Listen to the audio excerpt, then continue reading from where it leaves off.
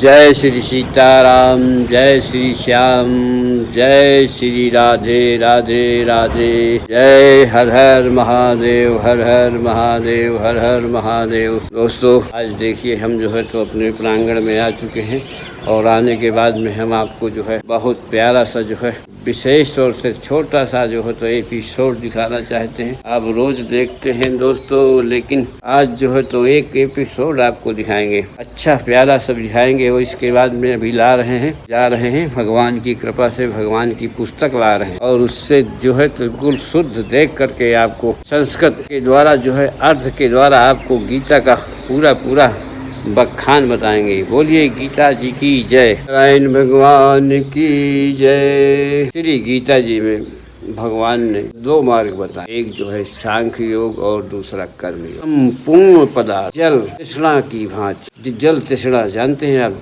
मृग तृष्णा की भांति है। पूर्ण संसार जो है मृग तृष्णा के जल के समान भांति है। इस दृष्टि से, स्वप्न की दृष्टि से, मायामय होने के कारण, दृश्य होने से माया के कार्य रूप की भांति के कार्य रूप सभी गुण, माया के कार्य रूप जो है सभी गुणों में ही बरतते हैं। समझ करके मन इंद्रियों के द्वारा, समझ करके मन इंद्रियों के द्वारा, इंद्रियों और शरीर के द्वारा होने वाले संपूर्ण कर्मों में कर्तापन के अभिमान से रहित होना चाहिए। सर्वव्यापी सच्चिदानंद स्वरूप के रूप में रूप के व्यापी सच्चिदानंद धन परमात्मा के स्वरूप में एक ही भाव से नित्य स्थित रहते हुए सच्चिदानंद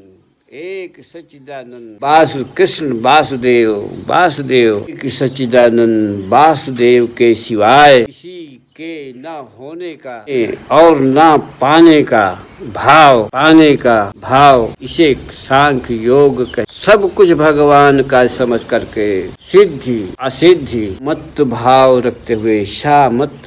रखते हुए और फल की इच्छा का त्याग, भगवान की आज्ञा के अनुसार भगवान के लिए सब कर्मों का आचरण करना, सब प्रकार से भगवान की शरण में होकर उनका जप तप कीर्तन करना, भाव सहित निरंतर उनके स्वरूप का चिंतन करना कर्मयोग का साधन कहते। इसे कर्मयोग का साधन कहते। दोस्तों, दोनों साधनों का परिणाम एक होने के कारण वास्तव में अभिन्न अलग अलग माने जाते हैं। साधन काल में अधिकारी की भेद होने के कारण दोनों मार्गों को भिन्न बताया जाता है। दोनों मार्गों में मनुष्य नहीं चल सकता, एक ही मार्ग में चल सकता है। कि दोस्तों, मुझको कितना ध्यान दिया जाता है। देखिए, माया जी ने मुझको चाय ला कर दे दिया। देखिए, इनसे कुछ पूछ लीजिए कि आज हमने ब्लॉग क्यों नहीं बनाया है। देखिए, कुछ नहीं बताया। दोस्तों, श्री गंगा जी को जाने के लिए दो मार्ग होते हैं,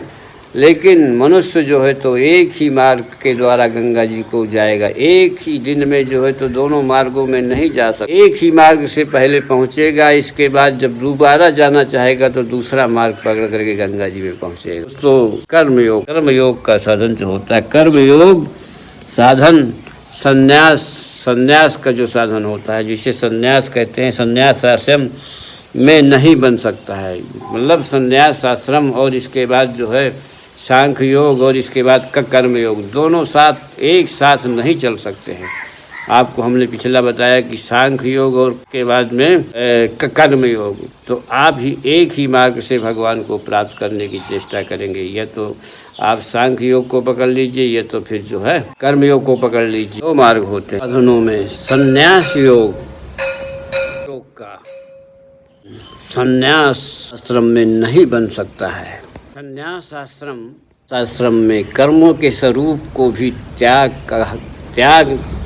संन्यास आश्रम में कर्मों के स्वरूप को भी त्याग कहा गया है। संन्यास आश्रम में कर्मों के स्वरूप को भी त्याग कहा गया है। सांख्य योग का साधन सभी आश्रमों में बन जाता है कि भगवान ने सांख्य योग को संन्यास के हिसाब से कहा है, ऐसा नहीं है।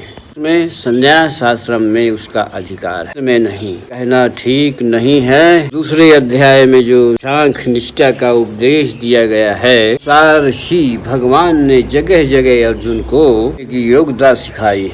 गृहस्थ में सांख्य योग का अधिकार हो तो इसी प्रकार कहना कैसे बन सकता है। इतनी विशेषता जरूर है, इतनी विशेषता तो जरूर है कि सांख्य योग का अधिकारी देह का अभिमानी नहीं होना चाहिए और अहंकारी नहीं होना चाहिए। जब तक मनुष्य कोई भी प्राणी जो है सांख्य योग का अधिकारी नहीं हो सकता है जब तक वो देह का अभिमानी हो, अहंकार से युक्त हो, नाना प्रकार की इच्छाओं से युक्त होता हो और उसकी इच्छाएं जो हो प्रबल हों, तब तक वो सांख्य योग को अधिकारी नहीं हो सकता है। भगवान ने गीता में बताया हुआ है, सांख्य योग को बहुत कठिन बताया है।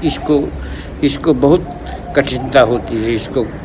इस मार्ग में चलने वाला व्यक्ति बहुत कठिनाइयों को पार करता हुआ और इसके बाद भगवान को प्राप्त करता है। कर्मयोग का साधन जो होता है वो सुगम होता है, सरल होता है। तो भगवान ने अर्जुन से कहा है कि तू कर्मयोग का पालन करते हुए और निरंतर तू मेरा जो है भजन कर, मुझको ही याद कर, मेरा जप कर। भगवान जो है अर्जुन को समझाते हैं कि कर्मयोग का पालन करते हुए तुम निरंतर मेरा जप और कीर्तन करते हुए और इसके बाद तेरा उद्धार हो। भगवान ने स्वयं कहा है कि कर्मयोग गृहस्थ में जो होता है तो उसको कर्मयोग का साधन पकड़ना चाहिए। इसलिए दोस्तों सब लोग जो है आप लोग कर्मयोग के द्वारा अपने कामों को करते हुए, अपने कार्यों को करते हुए, अपनी नौकरी को करते हुए, अपने जो है साधनों को करते हुए, अपने खेतों को जोतते हुए, अपने खेतों को काटते हुए और नाना प्रकार से जो है तो अपने कार्यों में रत होते हुए, और भगवान ने कहा है कि कर्मयोग का मार्ग पकड़िए, कर्मयोग, और जिससे जो है निरंतर में भगवान का नाम लेते रहिए और इसके बाद में सीधा भगवान को प्राप्त हो जाते हैं। और इसके बाद देखिए दोस्तों कहा भी भगवान ने, शुरू होती है भगवान की गीता यहाँ से, शांताकारं भुजगशयनं पाद्यनाभं सुरेशं विश्वाधारं गगनसदृश्यं मेघवर्णशुभांगिनं लक्ष्मीकान्तं कमलनयनं विप्रो वेर्गनिर्गमं वन्दे विष्णु भवभयहारिणं सर्वलोकैकनाथनं या ब्रह्मा वेदे साङ्ख्यवैदर्गेन समागाद्यानि देवाय तस्मै नमः। नारायण भगवान की जय।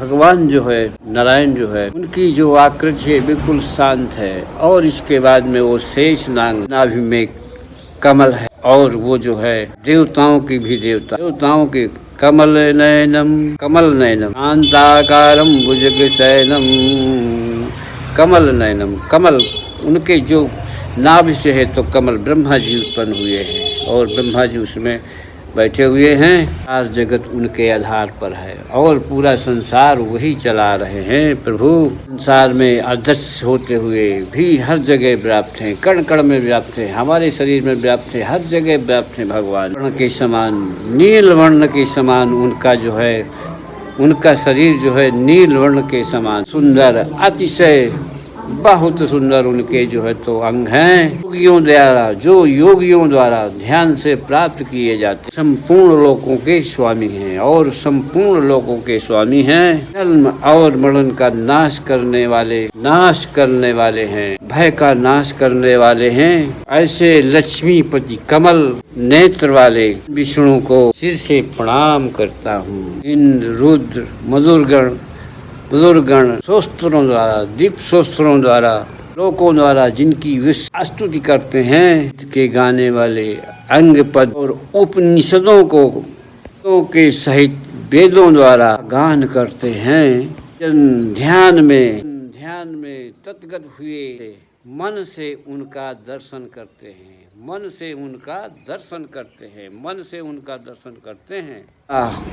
और असुरगण, देवता और असुरगण उनके कोई भी उनके अंत को नहीं जानता। परम पुरुष नारायण देव के लिए मेरा नमस्कार है।